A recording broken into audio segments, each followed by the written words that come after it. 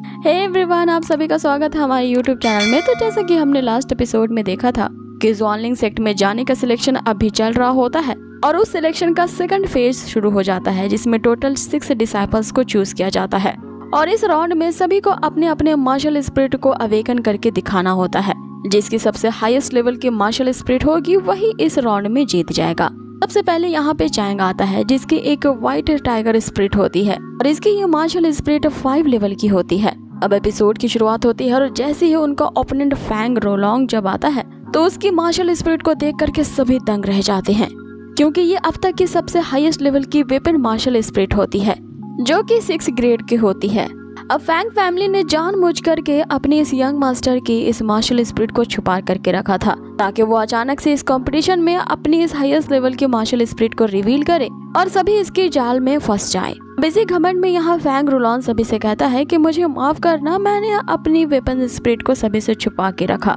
क्योंकि मुझे पता था अगर ये सभी को पता चल जाएगा तो सभी डर के मारे बिल में दुबक जाएंगे और फिर मुझे इस तरह से कंपटीशन में पार्टिसिपेट ही नहीं करना पड़ता, क्योंकि मैं ही विजेता घोषित किया जाता। चैंग इस चीज को देख करके इसे इम्पॉसिबल कह रहा होता है। वहीं दूसरी ओर फैंग फैमिली के जितने भी मेंबर्स होते हैं वो अपने यंग मास्टर के लिए होटिंग कर रहे होते हैं। आगे वो जो मैसेंजर होता है जिसने फैंग फैमिली को जितवाने के लिए यहाँ पैसे खाए हैं, वो शी से कहता है कि अब हमें यहाँ पे ज़ॉनलिंग सेक्ट के एक डिसाइपल को चुनने के लिए ज्यादा देर नहीं करनी होगी, क्योंकि यहाँ पे सबसे हाईएस्ट स्पिरिट फैंग रोलोंग की ही है। तो इस डिसाइपल के बारे में सीनियर सिस्टर आपका क्या कहना है? इस पे शी कहती है कि वाकई में इसके अंदर एक्स्ट्रा ऑर्डिनरी टैलेंट तो है और फ्यूचर में ये आगे जाएगा, लेकिन इसमें एक कमी है कि ये सबको डोमिनेट जरूर करेगा। अब आगे जैसे ही किनान उसकी इस बात का जवाब देने के लिए आगे बढ़ता है, चैंग अचानक से उनके बीच में आ जाता है और उस रोलोंग से कहने लगता है कि अब इतना भी ज्यादा घमंडी मत बनो, भले ही तुम 6 लेवल पे हो लेकिन मेरी मार्शल स्पिरिट तुम्हें हरा देगी। जिसपे रोलोंग कहता है कि इस राउंड में जिसकी सबसे हाईएस्ट ग्रेड होगी वही जीतेगा,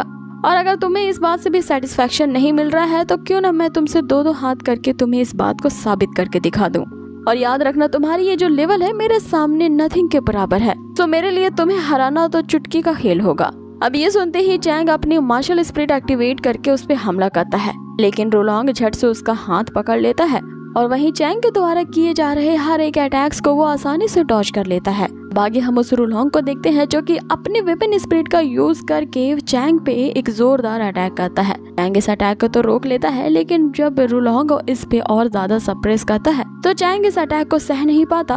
और वो वहाँ से पीछे हट जाता है। अब चैंग यहाँ पे इंटरनली इंजर्ड हो जाता है, इसीलिए कुछ लोग उसे उठा करके वहाँ से ले जाते हैं। अब किनान ये सब चुपचाप से देख रहा होता है कि तभी वो जो फैंग रोलोंग होता है वहाँ सबके सामने ये अनाउंस कर देता है कि हमारी फैंग फैमिली ही इस पूरे लिनशू सिटी की नंबर 1 फैमिली है और अब कोई हमारे सामने सरवाइव नहीं कर पाएगा, और जिसे भी अपनी जान प्यारी हो वो जल्द से जल्द हमारी फैमिली में आकर के शामिल हो जाए, वरना मैं उन सभी लोगों का काम तमाम कर दूंगा। मीन्स कि वो यहाँ ये समझ रहा होता है कि ज़ॉनलिंग सिलेक्शन में वो जीत चुका है और अब अपने तरीके से सभी को डोमिनेट कर सकता है। इसीलिए वो सबको धमकी दे रहा होता है कि जिसको भी अपनी जान प्यारी है वो सभी के सभी हमारी फैंग फैमिली में आकर शामिल हो जाओ, वरना मैं तुम सबको अभी कभी मार डालूंगा। अब इसमें फैंग फैमिली का जो हेड लीडर होता है वो भी मैसेंजर से कहने लगता है कि अब जबकि मेरा ही बेटा ज़ॉनलिंग सेक्ट के सिलेक्शन में जीता है तो वो अपनी पावर दिखाने के लिए यहाँ पर किसी को मार डालेगा तो उसे इसके लिए ब्लेम ना किया जाए। अब ये सब सुनते ही किन फैमिली के बहुत से जो मेंबर होते हैं वो यही डिसाइड करते हैं कि हमें भी उस फैंग फैमिली में शामिल हो जाना चाहिए। मीन्स कि वो एक तरह से कायर निकले जो ऐसी सिचुएशन में अपनी फैमिली का ही साथ इन्होंने छोड़ दिया। यहाँ किनान के फादर उन्हें समझाने की कोशिश करते हैं कि वो सभी एक फैमिली है और सभी ने साथ में ये ओथ ली थी कि चाहे फैमिली में किसी भी तरह की सिचुएशन आ जाए वो सबका मुकाबला साथ मिलकर के करेंगे, लेकिन कोई उनकी एक नहीं सुनता। जिन्होंने ये डिसाइड कर लिया था कि उन्हें मरना नहीं है वो तो चुपचाप से जाकर के फैंग फैमिली में जा मिलते हैं। अब ये सब देख करके वो मेल मैसेंजर कहने लगता है कि अब शो में मजा आएगा, कुछ इंटरेस्टिंग देखने को मिलेगा। और बाकी बच्चे जितने भी लोग होते हैं उन सभी से किनान के फादर यहाँ पे कह रहे हैं कि तुम लोग अभी यहाँ क्यों खड़े हो, तुम लोग अगर अपनी जान बचाना चाहते हो तो तुम लोग भी हमें छोड़ करके जा सकते हो। जिसमें हम यहाँ एक चीज देखने को मिलती है कि भले ही फैमिली मेंबर्स एक दूसरे से मन मुटाव रखते हो या कॉन्स्पिरेसी चल रही हो, लेकिन इस तरह की सिचुएशन में वो हमेशा एक दूसरे का साथ देते हैं। यहाँ जो सेकंड होल्डर होता है वो किनान के फादर का साथ देता है कि हमारी किन फैमिली का यही मोटो था कि अगर कोई फॉरेन एनिमी हम पे अटैक करता है तो हम सब मिलकर उसका सामना करेंगे, इसलिए मैं अपने क्लाइंट को छोड़ करके नहीं जाऊंगा। यहाँ वो बचे कुछ लोगों को मोटिवेट भी कर रहे होते हैं, साथ ही जो चले गए हैं यहाँ से उन कायरों को अच्छा खासा जवाब देते हैं कि तुम सभी कायर हो और कायरों के लिए हमारी किन फैमिली में कोई जगह नहीं है। आगे किनान के फादर वहाँ पे ये अनाउंस करते हैं कि जो लोग अभी यहाँ पे रुक गए हैं और उन सबका अब यही कर्तव्य है कि हमारी इस फैमिली को गार्ड करें और चाहे कुछ भी हो जाए हमें इस फैंग फैमिली से नहीं हारना है और अपने आखिरी दम तक यहाँ पे फाइट करनी है। अब चैंग भी उस फैंग रुलोंग से कहने लगता है कि चाहे तुम हमारे साथ अब जो भी कर लो, लेकिन मेरी फैमिली तक पहुँचने से पहले तुम्हें मुझसे भिड़ना होगा। अब आगे सभी एकजुट होकर के मोटिवेट हो जाते हैं और फैंग फैमिली का सामना करने के लिए अब तैयार हो चुके थे। यहाँ किनान भी अपने फैमिली के इस मनोबल को देखते हुए यहाँ गर्व से फूले नहीं समा पाता और वो यहाँ डिसाइड कर लेता है कि हर हाल में वो अपनी फैमिली को प्रोटेक्ट करके ही रहेगा। कि इतने में हम देखते हैं कि किन फैमिली का जो थर्ड एल्डर होता है वो भी फैंग फैमिली की तरफ जाने लगता है। एक एल्डर उसे रोकने की तो कोशिश करता है, लेकिन उसका हाथ झड़कते हुए वो उस पे अटैक कर देते हैं और उनसे सभी लोग पूछने लगते हैं कि आखिर आपसे ये उम्मीद नहीं थी कि हमारी किंग फैमिली को इस तरह से धोखा दो। जिस पे रात से यहाँ पे पर्दा हटता है कि यही वो बंदा होता है जो कि फैंग फैमिली का जासूस बनकर किन फैमिली में इतने सालों से रह रहा होता है। लेकिन उसे इस बात का जरा भी रिग्रेट नहीं होता है क्योंकि इस थर्ड एल्डर ने ही कुछ ऐसा रिस्ट्रिक्शन यहाँ पे कर दिया होता है जिससे सारे फैमिली मेंबर अपने पावर्स को यूज नहीं कर पा रहे थे।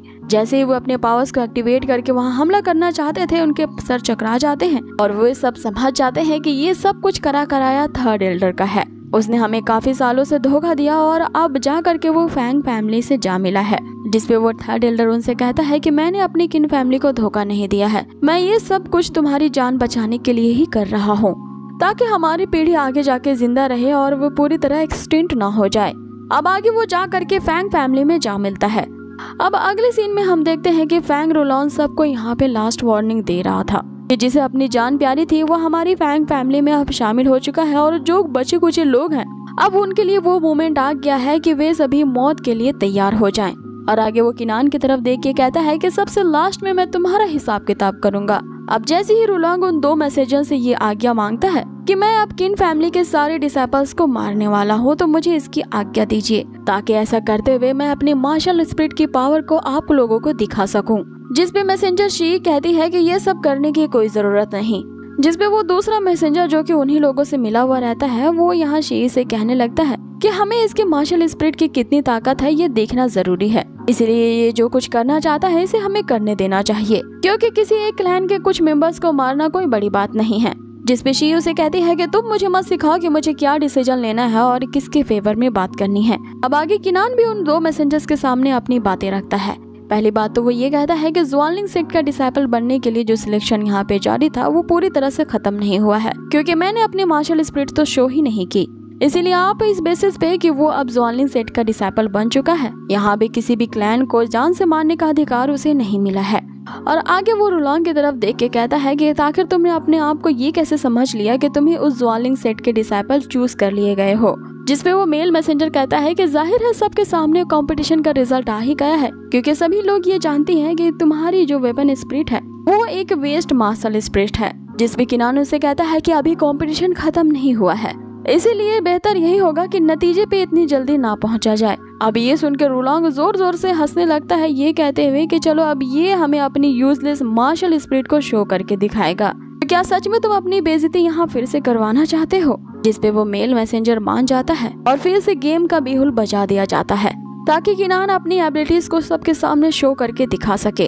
और जैसा कि हम सभी जानते ही हैं कि किनान के पास अब कोई यूजलेस वेपन स्पिरिट की पावर तो है नहीं, उसने अब गॉड ऑफ वॉर की सोल जो अपडेट कर ली है इसकी वजह से उसके मार्शल आर्ट की लेवल भी हाईएस्ट रैंक पे पहुंच चुकी है और यही हमें अगले एपिसोड में देखने को मिलेगा। सो आज का ये एपिसोड कैसा लगा गाइस मुझे कमेंट बॉक्स में जरूर बताएं और हाँ अगर वीडियो जरा से भी अच्छी लगी हो ना तो प्लीज इसे लाइक कर दें। इसी तरह की एंटरटेनमेंट वीडियो का मजा लेने के लिए आप हमारे चैनल को सब्सक्राइब कर सकते हैं। Till then take care, stay healthy, bye.